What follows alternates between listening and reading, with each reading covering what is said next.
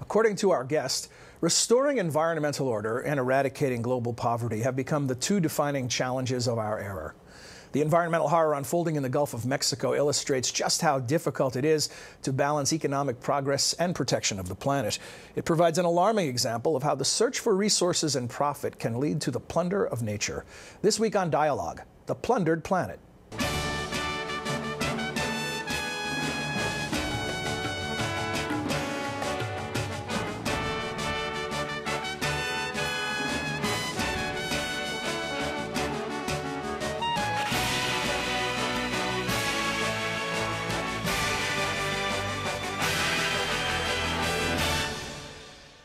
Hello again, and welcome to the Woodrow Wilson International Center for Scholars in Washington, D.C. I'm John Molesky.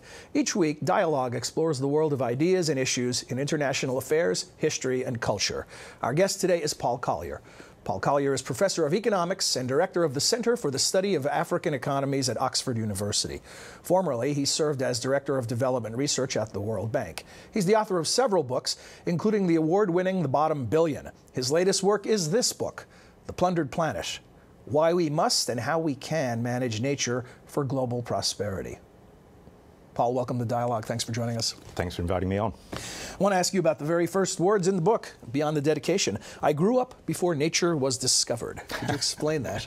Yeah, I was at school in the 50s. I went to university as a student in the late 60s. I was part of the 1968 crowd, as it were. And our concerns then were global poverty. That was the big opening of awareness that the world outside our own little world mattered. Mm-hmm. I grew up in a very small world, Sheffield, a northern industrial city in Britain. And so for me, the discovery of those wider issues was a shock. It was hugely important. It changed my life. But what I was concerned about was the world of poverty. Nature in those days, the environment, it was something, it wasn't called environmental studies, it was called nature studies. It was all about small furry animals, and all the boys slept through it, you know? Yeah, take it for granted as far as... Yes. This whole notion of growing up in a small world, I want to jump ahead a bit, I suppose, in where I thought our discussion might go. Born today in Sheffield, you're not born into a small world. No. You know, my son Daniel, actually Daniel was born here in Washington, but he's got dual citizenship, American and British. The British citizenship gives him the whole of Europe. So he's born into a world where he can work anywhere in Europe, anywhere in North America. And of course, his future, I dedicated The Bottom Billion to Daniel. I dedicated The Plundered Planet to my two little kids, aged 1 and 2, because the world they grow in will, I think, be defined by how we now deal with these two issues of global poverty and how to avoid the plunder of the environment, the plunder of nature. And this scramble for prosperity fuels the plundering. Absolutely. I mean, look what's happened to global commodity prices. We're in our worst economic recession for 80 years globally, and yet global commodity prices are really high. They're going to stay high and get higher because of the scarcity now of natural assets. And it's not just natural assets, we're also pumping out natural liabilities at a great rate. So our future is going to be defined by how we manage nature. Just for our viewers, what you define as a natural asset, things like renewable assets like fish, or non-renewable like oil. That's right. And then a liability is? Think of the carbon dioxide in the air, right? That's clearly going to be a liability. And would it be fair to look at this as a story of haves and have-nots? I think what it's fair to look at it as really is a story in which we don't know who owns these things. What's distinctive about natural assets is that nobody owns them because nobody's made them. You know, you write a book, I write a book, I own the book. But natural assets are not like that. They're just there, right? Some people think God put them there, whatever, but they're there. And it's a fairly new concept as far as thinking about this in terms of ownership, isn't it? That's right, because you see, if you go back in history, nature wasn't scarce. And so ownership rights didn't come up. Or bits of nature were scarce, but then they just got plundered the buffalo of the plains. There they sit, and along come people, and they disappear very fast. So, so the protection of nature depends upon, and the proper management of nature depends on getting some rules of governance over these assets that are just sitting there. Mm-hmm. And if we don't get rules of governance, then we get plunder in one or other of two forms. Plunder's a big emotive word, and I'm a pedantic little economist. So let me having let this big word out the bag, let me rein it in again and say what I mean by it.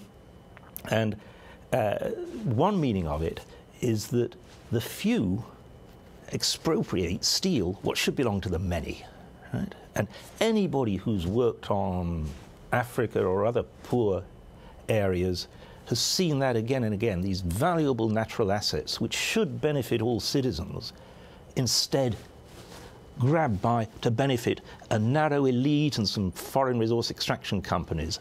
Right? So that's one form of plunder, the few stealing from the many.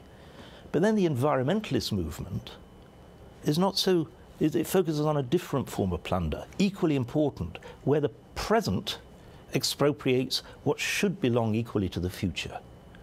And both of these forms of plunder matter. And the book is all about how do you avoid those two forms of plunder. I want to introduce two terms you use in the book to describe those two forms of plunder. One is romantics. Tell us about the romantics. Who are they? Well, what I'm trying to do in the book is get a reconciliation between environmentalism and economics.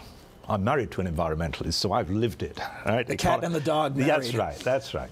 And, but I think economists need to learn a lot from environmentalists. And the first part of the book is about the ethics of nature, trying to build a common ethical firm ground between environmentalists and economists. But the romantic wing of the environmentalism, we're going to have to say bye-bye to. I try and build a common ground that's solid, not a common ground that's just mushy. All right? It's easy to get total agreement if you don't say anything. You just say nice, happy words. So we're going to wave bye-bye to the fringes, the extreme economists who don't believe that nature is at all special. And you call those the ostriches? Yes, and the romantics, and the romantics. Let me define what I mean by the romantics. Sometimes I also call them fundamentalist economists, environmentalists, and because I think it is a sort of religious fundamentalism that says mankind is there to serve and preserve nature. Now, if you believe that, if you see our role is just to be curators of a set of natural artifacts, we put them in the museum and we hand them on, then I think you're fundamentally at loggerheads with the objective of reducing global poverty. Because nature is the big asset, the big resource that poor people own and can benefit from. So harnessing nature intelligently, that's important. So the romantic wing of the environmentalist movement is this, I think of as the people who want to preserve nature in aspic regardless. Don't touch the exhibits. And in that model, if that vision is carried out, the world starves. The world starves because we can't possibly feed a world of 9 billion people, let alone bring it to decent levels of living standards, of moderate prosperity, without harnessing nature. So their counterparts on the other side of this equation, the ostriches. What are the ostriches? The ostriches just deny that there's a management problem with nature, right? And that's going to have devastating consequences. In the book, I give one little example of a renewable asset, which I think we should preserve, and that's fish. I was talking in Chicago on Friday, and I was explaining how if we keep on with present policies towards fish, basically the plunder of fish in the high seas, our grandchildren won't have any fish. And I think that's just ethically wrong. We've got an obligation to the future to respect its rights of ownership over nature. So it's touch the exhibits, but not too much. It's preserve value. Mm-hmm. And item by item, you have to be pragmatic. You have to say, will the future rather have fish or rather have something that we could turn fish into? If we can turn fish into a lot of video games and hand the future video games, we have to do a thought experiment saying to the future, would you rather have the fish or would you rather have the video games? And I'm pretty sure that my grandchildren would rather have the fish. Yeah, but this guy in the audience in Chicago, he said, what's so wrong if the future doesn't have any fish? Now, I think that's a very small minority of people take that view. Yeah, I would think so. I hope so, at least. And you say it in the book that if the ostriches had their way, the world burns. That's right, because we overheat, and because we do nothing about climate change. We plunder the fish stock. There's a lot of natural disasters if we don't face the issue of the mismanagement of nature. Let's focus a bit on climate change, or global warming. The ostriches, as you call them, are people who are the deniers. There is no problem. It's natural cycles. The world is not warming. What do you say to that? I say, let's hope you're right, but let's not count on it. Right? I'm not a climate scientist, generally, nor are they, so I'm not one of the people who sort of gleefully rubs their hands and say, aha, prosperity's getting its comeuppance with all this climate change. I wish it weren't happening. I hope it's not. But I think it's just plain irresponsible to just say, you know, it's all rubbish. I mean, the weight of scientific evidence seems to be pointing that there really is potential for a big problem.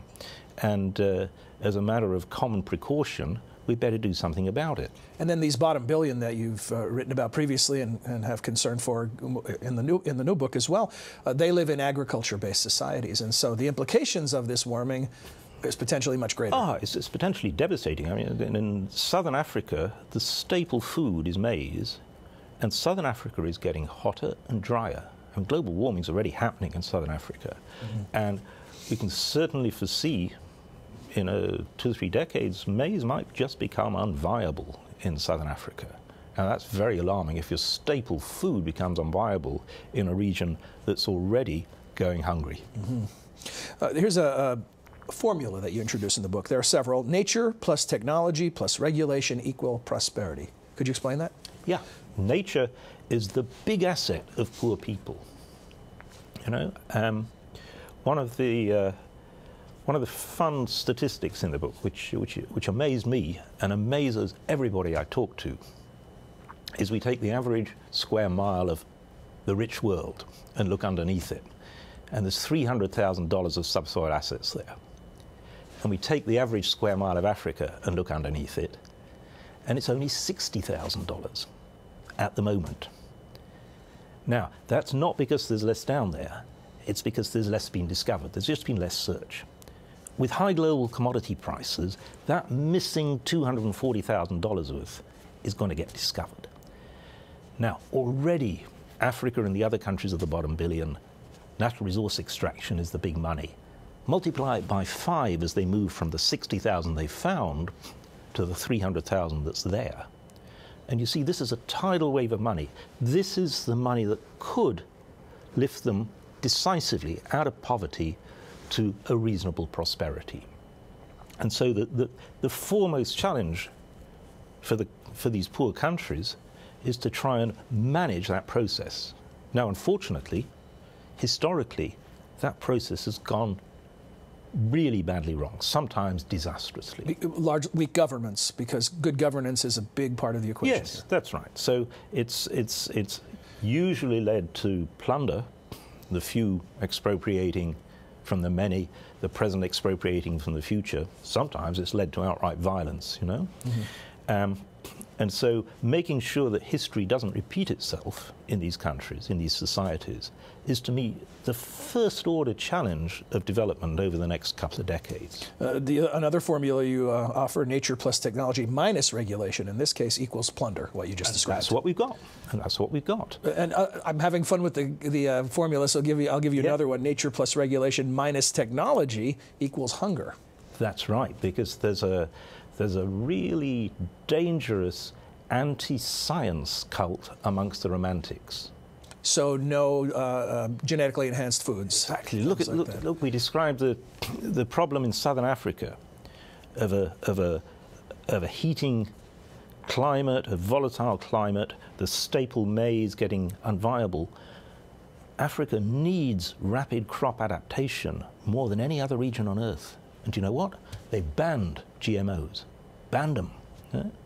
Why? Because Europe banned them. Why did Europe ban them? Because of a few romantic, often aristocratic environmentalists who are still in love with the 18th century, and so the aristocratic wing of the environmental movement loves the organic, holistic peasant. And they have all the food they need. Of course, they're not the ones who are going to go hungry. The ones who are going to go hungry, look at the world food crisis of 2008, right? When world food prices peaked, who went hungry? It was the poor in the big cities of the third world. They had to buy their food, they had to buy it at world prices. What was it caused by, that spike in food prices? Well, certainly what contributed to it was two big romantic illusions, one in Europe and one in America. And the European illusion was ban GMOs, this crazy anti-science stuff. And the American equivalent of that banning GMOs is your love affair with subsidizing biofuels. I mean, your biofuel subsidies are frankly a scam, I mean, if you really want to grow your way out of dependence on Mideast oil, the right way to do it is buy some sugarcane converted from Brazil. And instead, you've restricted those imports so that you can push more and more subsidies on turning your grain, which should be feeding people, very inefficiently, you turn it into fuel. This anti-science movement that you describe, it applies to a lot of areas, not just genetically modified food. We can go back to climate change or global warming. But when you're out there and you're meeting people and talking about the book and taking the pulse, what's your sense of this trend? Who is in ascension, the anti-science movement or scientists? Look, there's no substitute in democracies for informed societies. I mean, in a democracy, the rules, the government delivers basically what ordinary people want. So it's vital matter that ordinary people get up to speed. Now, at the moment, there's all to play for. Lots of people spend lots of money clouding the issues at best, lying about them outright at worst. Absolutely. So there's very powerful vested interests in lobbies supported by big money. So, the truth is a special interest group without a lot of money sometimes. But we've got to do our best to make sure that truth prevails. Now, one of the great successes of the last couple of decades is the growing environmental concern, growing consciousness, especially amongst young people, that the planet is vulnerable, right? And so nature needs to be managed. Right? Right. That's a big plus. The danger is that at the moment, the moral high ground within that movement seems to be occupied by the fundamentalists, the romantics, who are sort of don't touch nature. Preserve, preserve, preserve. Let me give you a little example at the moment that the US Treasury, responding to US NGO lobbying, has said the World Bank must not give any loans for anything to do with commercial forestry. Nothing. Out. Commercial forestry out. Right? Now that is over the top. It's romantic. Because, of course, logging can be perfectly sustainable. Damn it, in North America, you don't adopt the policy, don't cut a tree down. Right? Now, if we don't adopt that policy... Or you just end up cutting somebody else's trees down. That's right. So, that may not be as sustainable of a model. That's right. So, the don't cut any trees down line is over the top. It's a romantic nonsense, and of course it denies these societies the income stream that would come from cutting trees down. Sometimes the right thing to do with a forest is renew it. Sometimes not even that. I mean, my own country, the capital city, London, it used to be a forest. At some time or other, that forest was chopped down and we built London on it. And you know what? Thank goodness we did. Let's take a look at what's happening in the Gulf of Mexico. The BP catastrophic oil spilling into the Gulf at a rate of estimated of 500 million barrels per day. And we're taping this here early June. It says that this flow may not be stopped until sometime in August, is the latest estimate. What do you take away from this in the context of what you're writing about and your research? What is this a lesson about? What can we learn from this? This is a lesson about protection of the local area in which the resources are extracted. And what immediately leaps to my mind is not your delta, it's West Africa's delta, Nigeria's delta. The Niger Delta is where all the oil is extracted in Nigeria. And that's been an environmental disaster for a long time. And because it's just been let run, with the local population neglected, the local population's turned to large-scale organized violence and is now claiming the ownership of the oil.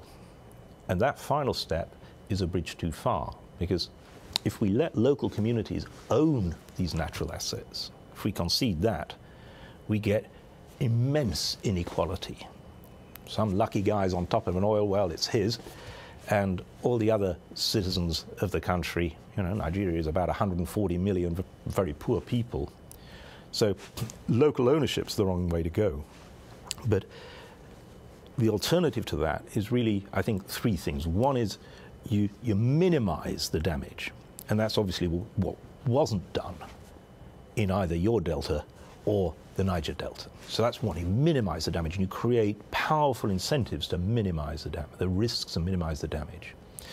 Secondly, you compensate for such damage as you have to do. And of course, taking resources out of the ground damages the ground, right? So you compensate the local community for that. But above all, you make sure that the local community transparently and fully participates in the benefits to all of the nation's citizens. America's pretty peculiar in not really capturing all those natural resource revenues for citizens. For the greater good, for the shared good, it's all individual profit. That's right. And who should be the beneficiaries of the extraction of natural resources like oil? Does regulation make a comeback in this scenario? Very much so. Very much so. Of course, that's why in the one of the formulas in the book is nature plus technology plus regulation. And you don't approach regulation as an ideologue or as some sort of political point of view. You're coming at this pragmatically, that free markets left uncontrolled create. In this domain of nature, because ownership is up for grabs, regulation is absolutely essential. There are all sorts of what economists call externalities, effects on others, which have to be regulated and controlled. You invoke that word and you instantly become part of a political debate. How do you respond to those who say the free markets work best without regulation? Look, I'm a professional economist. I'm a professor of economics at Oxford. I'm a card-carrying member of the Club of Economists, as it were. But I've been careful not to position myself anywhere on the political spectrum other than broadly in the center ground, and to try and come at questions pragmatically about what works. And I think, to be honest, the mainstream economics did get a bit ideological over the last decade or so on the deregulation. We saw it most dramatically in financial markets, but it's true also in nature. When I was research director at the World Bank, brought in by Joe Stiglitz, I remember one of the first seminars was a seminar about what a bad idea it was to have safety standards in fairgrounds.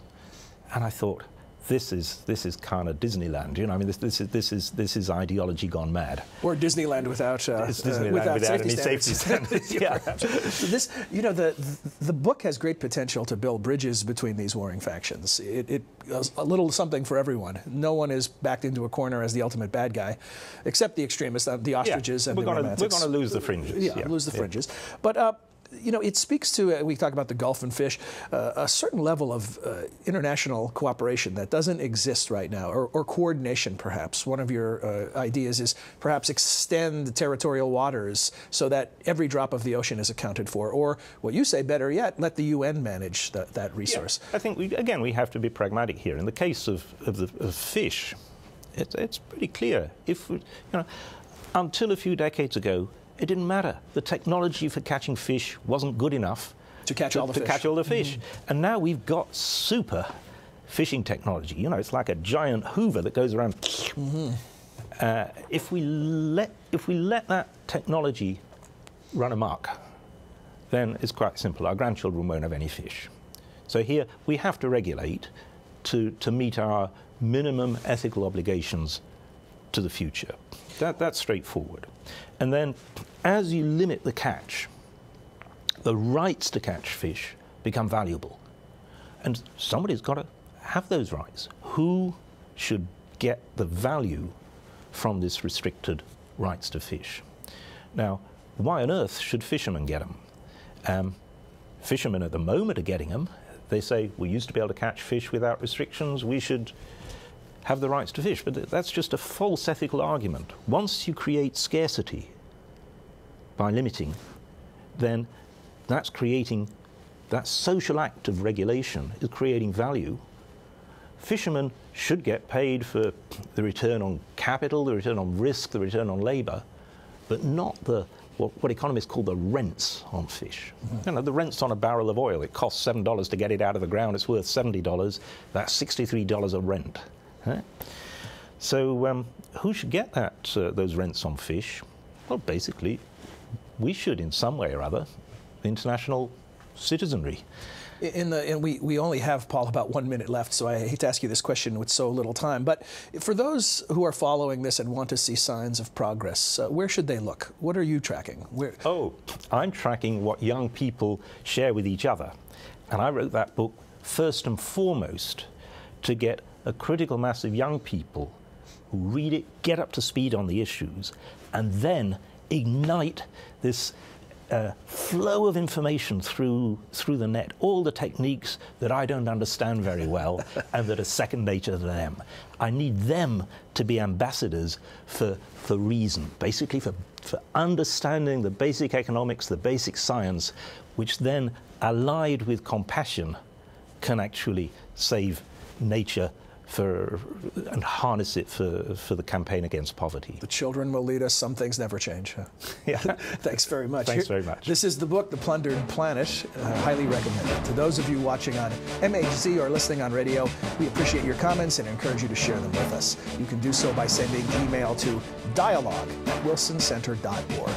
We'll return next week with another edition of Dialogue. Until then, for all of us at the Wilson Center, I'm John Molesky. Thanks for watching. Dialogue is a co-production of the Woodrow Wilson International Center for Scholars and MHZ Networks.